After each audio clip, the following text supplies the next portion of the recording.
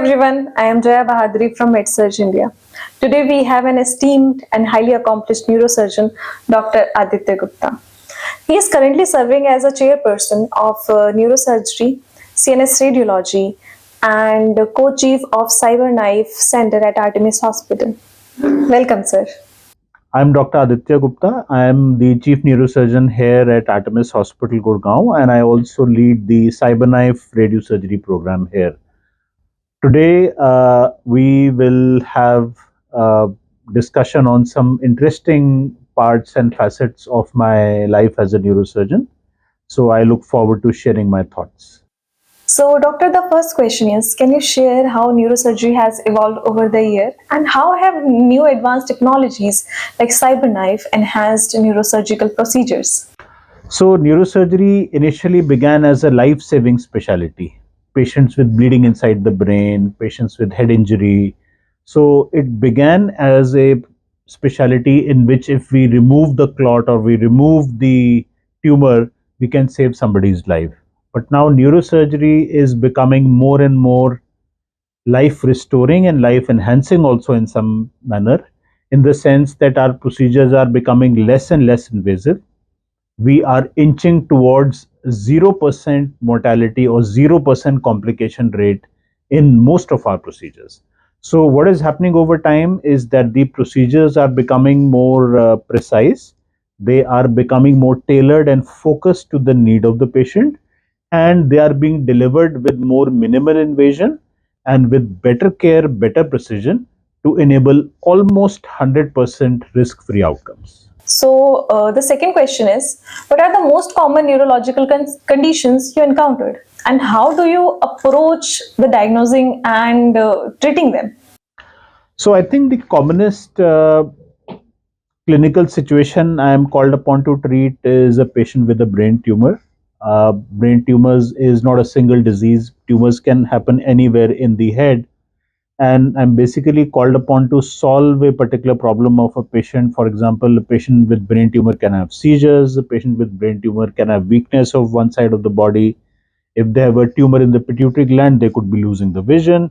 So depending on the particular clinical problem that the patient is having, we design an approach and a treatment which will sort of solve that particular problem for that patient and prevent the same problem from happening again.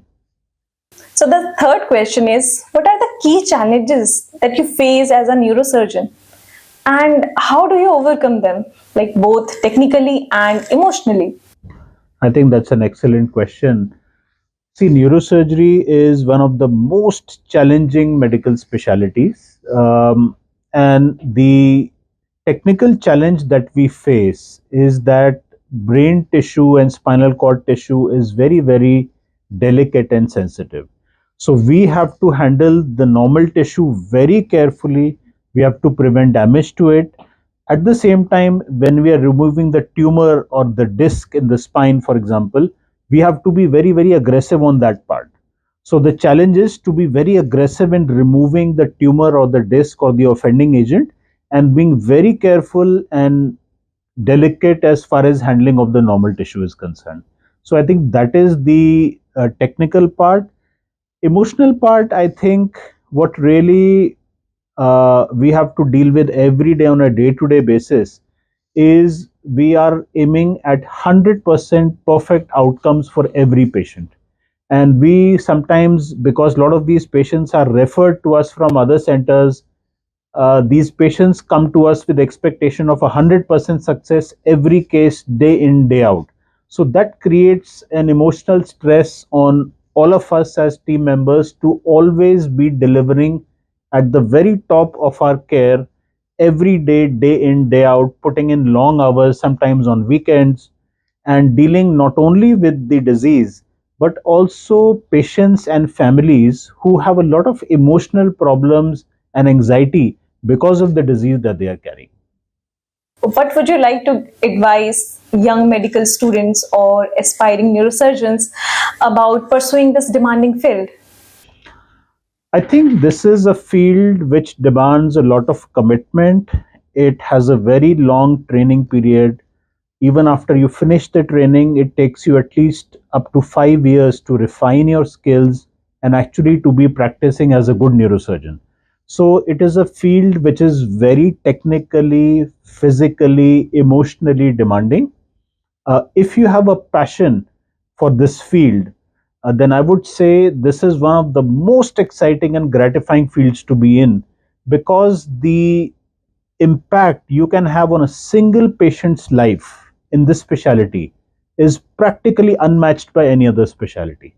As a neurosurgeon, having a one-to-one impact on a patient's life, I think it is hugely gratifying to see that you can turn around the quality of life and the life of a patient, and the patient is actually maybe the breadwinner of a whole family. The patient themselves may have an active role to play socially and in other arenas of their life. So by impacting a single patient, actually you are impacting a whole group of people in a very positive fashion.